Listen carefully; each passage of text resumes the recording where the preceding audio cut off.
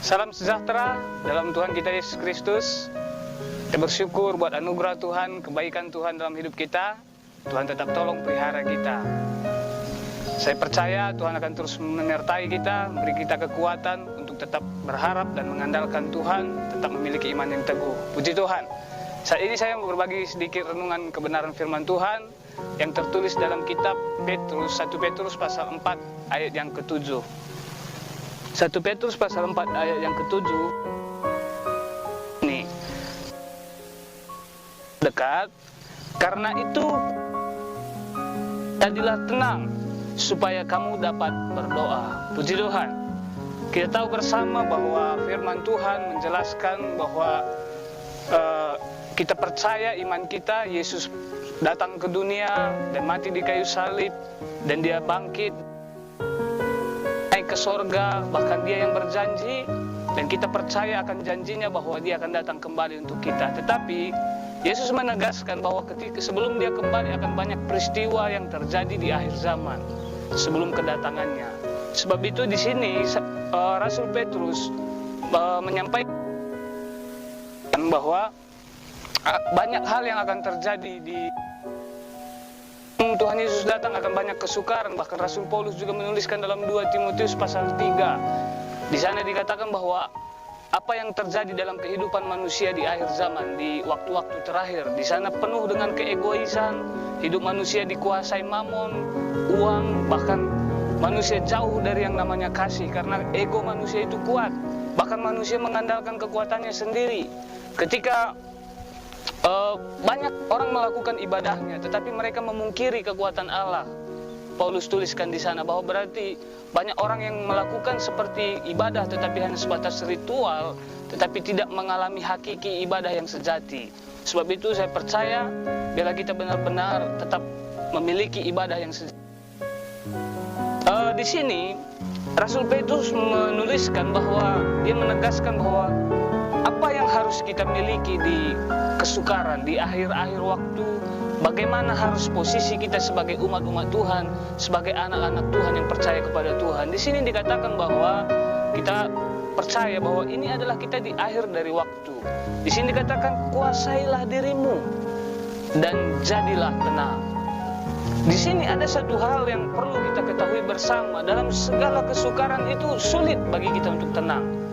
Sulit bagi kita untuk memiliki satu ketenangan dalam hati kita, dalam kehidupan kita. Kalau dalam terjemahan lain di sini dikatakan kuasai dirimu, itu ada disampaikan di sana bahwa sadarlah, berjaga-jagalah, waspadalah. Sebab itu sebagai umat-umat Tuhan sudah selayaknya, sudah seharusnya kita memang adalah umat yang siap selalu berjaga-jaga seperti yang Yesus ajarkan bahwa kita harus tetap berjaga-jaga dan berdoa. Tetapi di sini ada satu hal kita yang disampaikan Rasul Petrus bahwa kuasailah dirimu dan jadilah tenang. Manusia hanya bisa menguasai dirinya ketika benar-benar ada kekuatan ilahi dalam hidupnya. Bagaimana kita dapat sadar dalam segala kesukaran? Tetapi ketika saya percaya, ketika Roh Allah yang akan terus menolong kita, memberikan kita damai yang sejati dan sukacita sejati, sehingga kita tidak akan takut, kita tidak akan bimbang. Bahkan kenapa manusia bisa memiliki ketenangan? Manusia hanya bisa tenang ketika memiliki satu kepastian. Saya percaya kita memiliki kepastian karena Yesus ada di hidup kita. Dan ketika Yesus ada di hidup kita, berarti kita memiliki satu kepastian yang teguh, sehingga jiwa kita tenang. Karena tanpa ada ketenangan di hati kita, di hidup kita, kita tidak mampu untuk berdoa.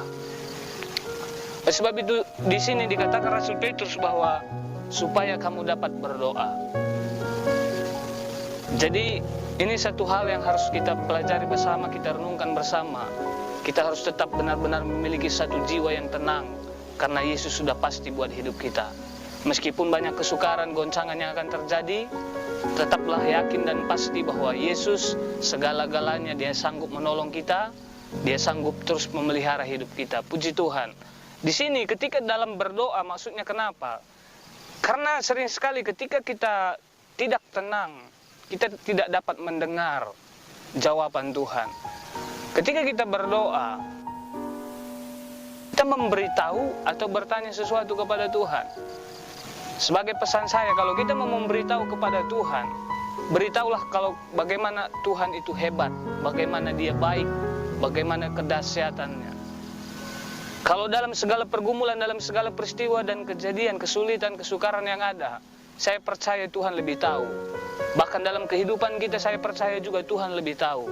Oleh sebab itu, kalaupun kita mau memberitahu sesuatu kepada Tuhan, beritahulah cintanya yang luar biasa, beritahulah kasihnya yang besar, beritahulah bagaimana kehebatan kuasanya.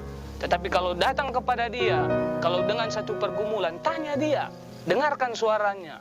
Sebab itu saya percaya inilah saatnya bagi kita semua untuk mendengar suara Tuhan. Tetapi kalaupun kita menghadap Tuhan untuk memberitahu sesuatu, beritahu Dia bahwa Dia itu baik, Dia itu hebat dan perkasa. Saya percaya Tuhan akan terus menyatakan kuasanya dalam hidup kita.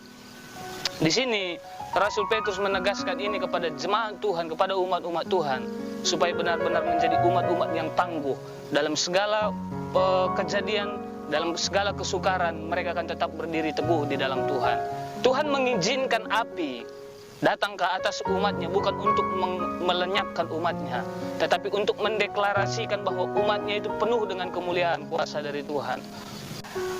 Puji Tuhan. Dan bagaimanakah kita harus hidup di akhir daripada waktu ini, di sisa waktu yang ada? Di 1 Petrus pasal 4 ayat yang kedua di sana dikatakan, supaya waktu yang sisa jangan kamu pergunakan menurut keinginan manusia, tetapi menurut kehendak Allah. Inilah yang harus ada di hidup kita, bahwa di akhir waktu, di sisa waktu yang ada, untuk menantikan kedatangan Tuhan kita, Juru Selamat kita dalam kemuliaannya. Di sini firman Tuhan menegaskan bahwa waktu yang sisa jangan kamu pergunakan menurut keinginan manusia, tetapi menurut kehendak Allah.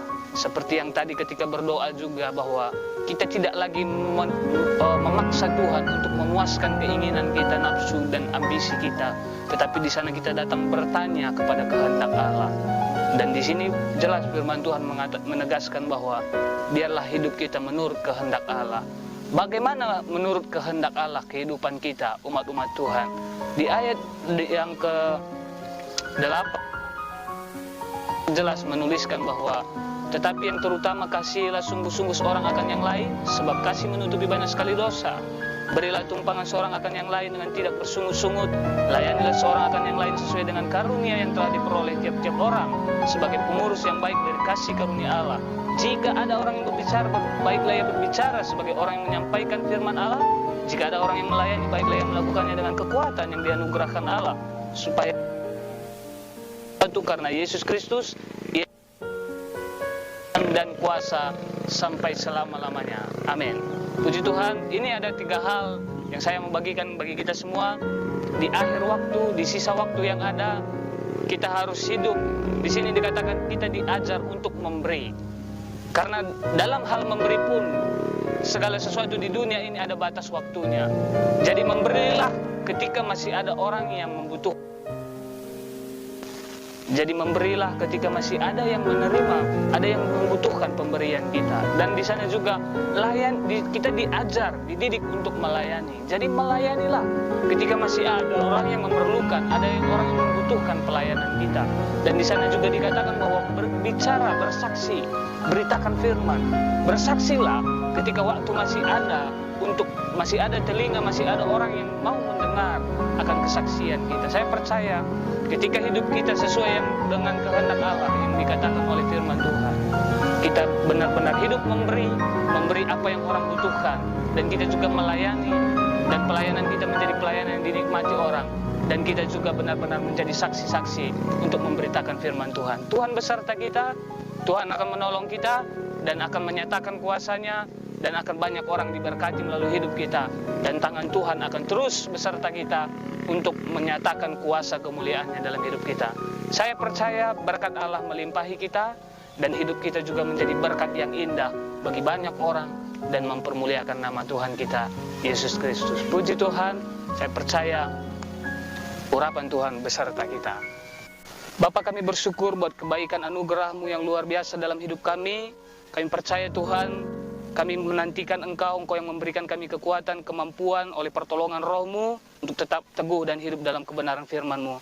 Berkati kami semua umat-umat-Mu, berkati semua hamba-hamba-Mu, berkati juga terus bangsa kami, keselamatan dari Tuhan dinyatakan atas bangsa kami. Tuhan tolong pemerintahan, Tuhan tolong semua masyarakat di bangsa ini. Kami percaya Tuhan, pertolongan Tuhan, damai sejahtera Tuhan atas bangsa kami.